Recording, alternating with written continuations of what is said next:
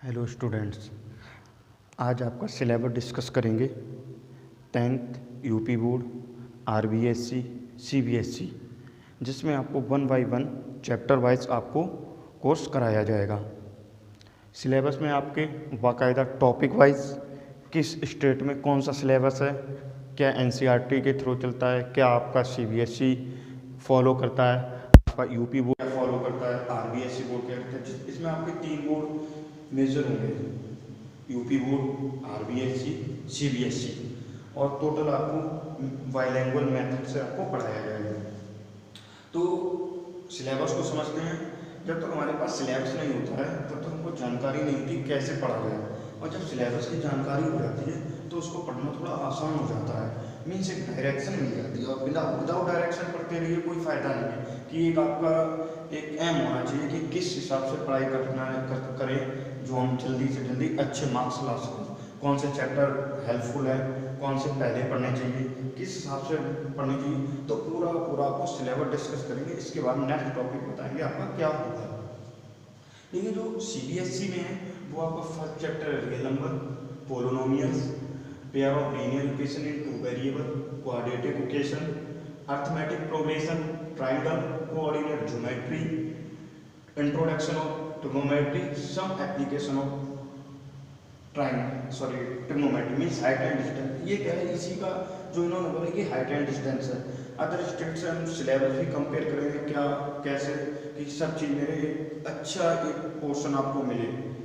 उसके बाद आपका circle construction, area related to circle, surface area and volume, statistics and probability. देखिए जो आपका रियल नंबर है, रियल नंबर में नंबर्स के बारे में पढ़ेंगे, पोलिनोमियल्स में मोनोमियल, बाइनोमियल, उनकी प्रॉपर्टीज पढ़ेंगे। आपका क्या होता है पेयर ऑफ लीनियर इक्वेशंस, इसमें हम लीनियर इक्वेशंस के बारे में पढ़ेंगे।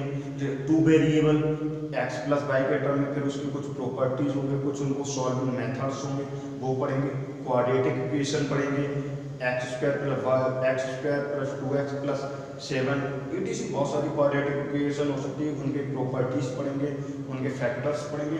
काफ़ी कुछ इसमें पढ़ना, अरिथमेटिक प्रोग्रेशन पढ़ना, ट्रायंगल में आपके काफ़ी कुछ हो जाता है, सिमिलरिटी आ जाती है, उसी में ट्रायंगल में बहुत कुछ आ जाता है। वो सब हम जब टॉपिक बाय टॉपिक चलेंगे उसको समझ। अभी क्या है हमारा मेन पर्पज़ है कि टॉपिक को समझ लें।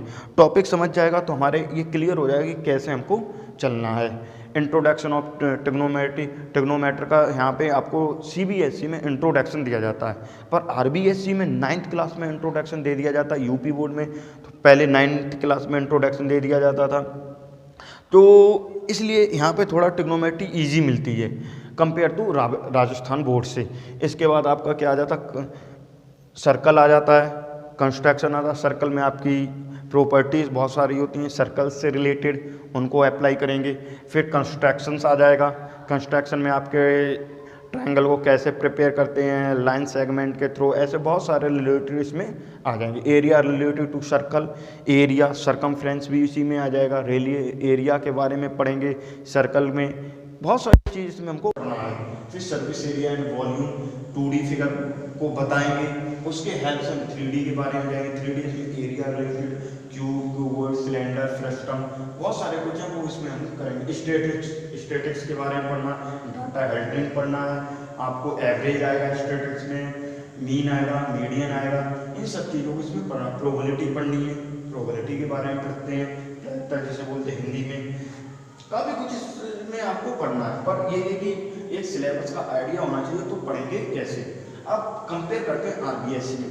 आरबीएससी में बहुत अच्छा चैप्टर डाला गया है वैदिक में, जो हमारी संस्कृति के बारे में बताता है। हम ये नहीं कहते कि यूपी बोर्ड और सीबीएसई वाले को ये ना पढ़ना चाहिए, बट मेरी राय है कि इसको जरूर पढ़ना चाहिए। क्योंकि क्या है आपको अपने जो पुराने वेद हैं, वैदिक मैथ है आपका, उसके बारे में बताया। जो अपने पुराने मैथमेटिशियंस हैं जिनके हम नाम तक नहीं जानते हैं उनके बारे में यहाँ बताया गया, तो मुझको इसको वैदिक मैथ को पढ़ना चाहिए। काफ़ी कुछ जो शॉर्टकट्स होते हैं वो आप कंपटीशन में भी अप्लाई कर सकते हो इनके वैदिक मैथ से, तो बहुत कुछ अच्छा है वैदिक मैथ पढ़ना चाहिए। अब देखिए कंपेयर करें, रियल नंबर यहाँ है तो रियल नंबर यहाँ, बट जो एक चीज़ देखिए तो जो आरबीएससी का थोड़ा स्टैंडर्ड अच्छा है बुक में, और जो यूपी बोर्ड का पेपर आता है तो एनसीईआरटी फॉलो करते हैं, पर उसका पेपर का थोड़ा स्टैंडर्ड अच्छा आता है। तो इसलिए आप अगर आरबीएससी को फॉलो करो और थोड़ा कुछ आर डी शर्मा को फॉलो करो तो इसका मतलब आपका यूपी बोर्ड अच्छे से कवर हो जाएगा और सीबीएसई भी अच्छा हो जाएगा। तो मेन टारगेट क्या रहेगा, इन सबको अच्छे से चैप्टरों को लेके एक अच्छा सॉल्यूशन आपके पास प्रोवाइड किया जाएगा। तो फिर आता polynomial, linear equation of two variable, इसमें इनइक्वालिटी भी डाल दी, थोड़ा उसमें भी इनइक्वालिटी का इंट्रोडक्शन दिया गया है, बताएंगे भी। अब क्या रहता है अर्थमेटिक प्रोग्रेशन, जो सेम आ जाते हैं आपके अर्थमेटिक। अब आपका पोलिनोमियल्स में ही इसमें क्वाड्रेटिक को डाल दिया गया। मतलब आप देखिए देखोगे जो आपका ये सिलेबस है ये थोड़ा ब्रॉड सिलेबस है और अच्छी बात है, आप पढ़िए। और जब आप ब्रॉड पढ़ोगे ज़्यादा क्वेश्चंस लगाओगे तो ऑटोमेटिक आपका क्या होगा, पेपर को थोड़ा अच्छे से क्लियर हो जाएगा। बट यूपी बोर्ड का जो पेपर होता है उसका स्टैंडर्ड थोड़ा हाई आता है, कहीं भी स्टेट अदर स्टेट के अपेक्षा यूपी बोर्ड का थोड़ा पेपर मैथ्स का हार्ड आता है। अब फिर देखिए ट्रिग्नोमेट्री रेशियो, यहाँ जैसे आप यूपी बोर्ड में पहले क्या करते थे, 9th में ट्रिग्नोमेट्री का इंट्रोडक्शन दे देते, अच्छे से दे देते। बट उन्होंने क्या किया आपकी बात, आरबीएससी में थोड़ा चेंज हुआ, एनसीईआरटी पैटर्न आया, तो पैटर्न से प्रॉब्लम नहीं, प्रॉब्लम क्या पेपर का स्टैंडर्ड उन्होंने थोड़ा अच्छा रखते हैं। बुक्स तो देखो एनसीईआरटी पर पेपर का स्टैंडर्ड बहुत अच्छा रखते हैं। इसके बाद क्या आता है, इसमें मैच करिए तो आपको लगभग 90% सिलेबस मैच हो जाएगा और थोड़ा उसमें लेवल डाउन आप मिलेगा। तो इसकी हेल्प से उधर कवर करेंगे, इसकी हेल्प से उसको कवर करें, मतलब टोटल कवर होगा। तो आपका क्या होगा, ट्रिग्नोमेट्री रेशियो, ट्रिग्नोमेट्री आइडेंटिटीज। अब देखो जो उन्होंने वहाँ पे ट्रिग्नोमेट्री इंट्रोडक्शन दिया वहीं पर आइडेंटिटीज को ही डाल दिया है। देखा जाए तो सिलेबस सभी है, हाइट एंड डिस्टेंस, इसमें कुछ क्वेश्चन का अच्छा स्टैंडर्ड फॉर्म मिलेगा। और आपको यूपी बोर्ड का एग्जाम देना है तो उसको अच्छे स्टैंडर्ड फॉर्म तक जाना पड़ेगा।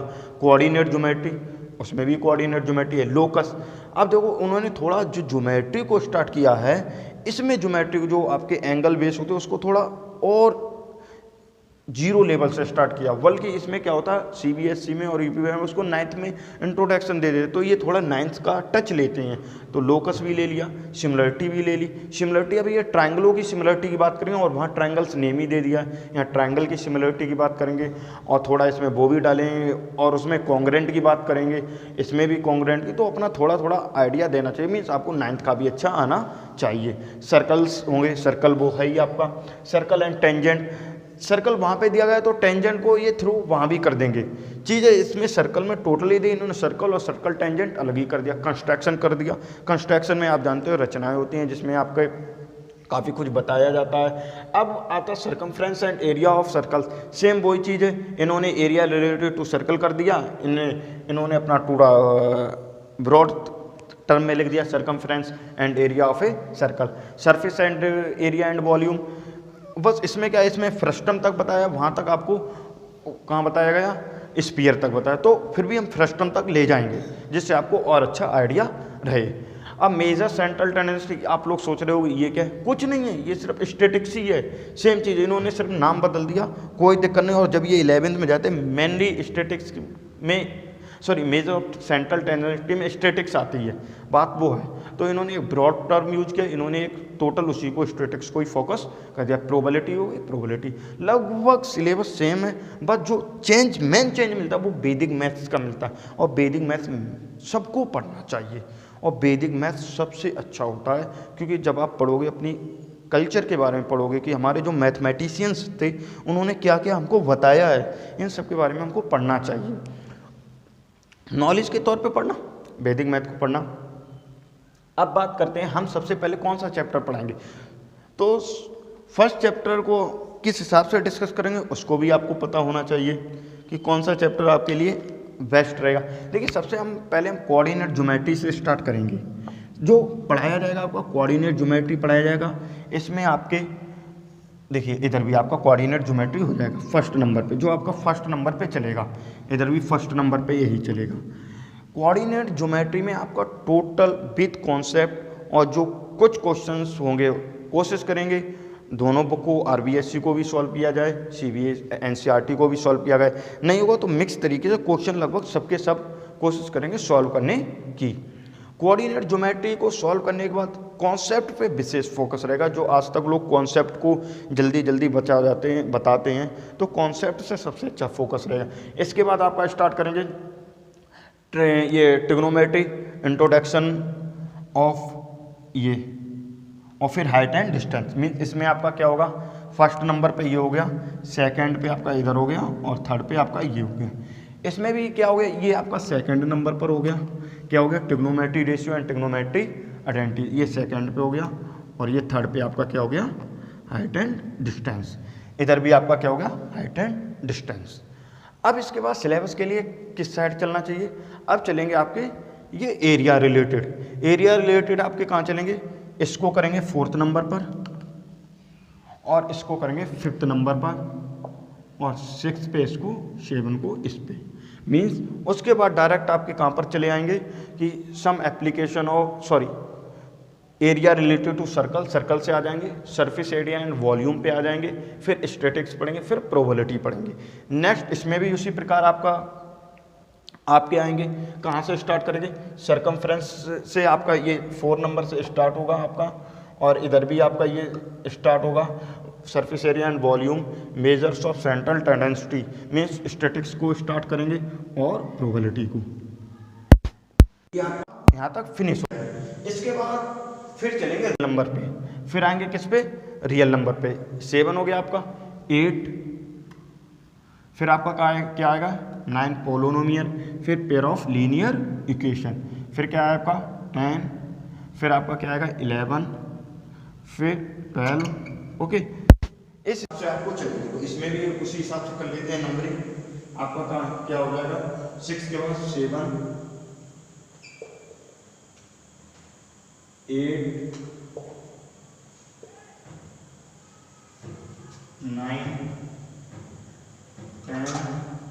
ओके, देखो काउंटिंग इधर उधर हो रहा है, उससे ये मतलब नहीं होगा कि उस चीज में देखिए 1 2 3 4 5 6 7। ओके, 8 9 10 11 12, इसमें काउंटिंग वैसे चल रही, तो उसमें भी वो चीज होगी, चैप्टर पे फोकस करना। देखिए जैसे यहाँ पे 5 5 6 7, तो आपका यहाँ पर क्या आ जाएगा 8 9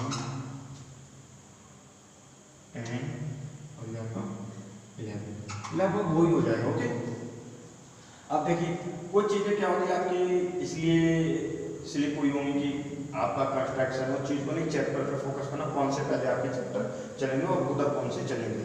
ठीक है, देखिए यहाँ पे सबसे पहले चैप्टर आपका कौन सा चलेगा, फर्स्ट, सेकंड और थर्ड। मीन्स आपके ये 2 चैप्टर यहाँ पे फिनिश होंगे, 2 में 3, फिर आपका 4 5 6 7, इधर आपका 8 9 10 11।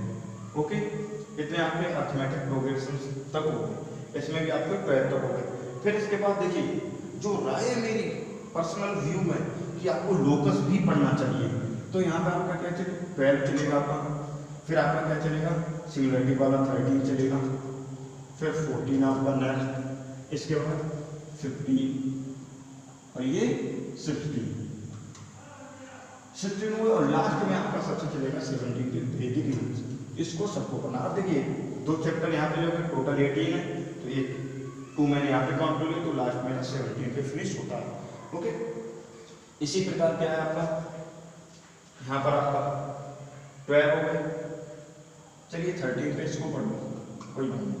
जब सर्कल्स आएगा तो 14 और आपका 15, टोटल देखिए 15 काउंटिंग्स में भी।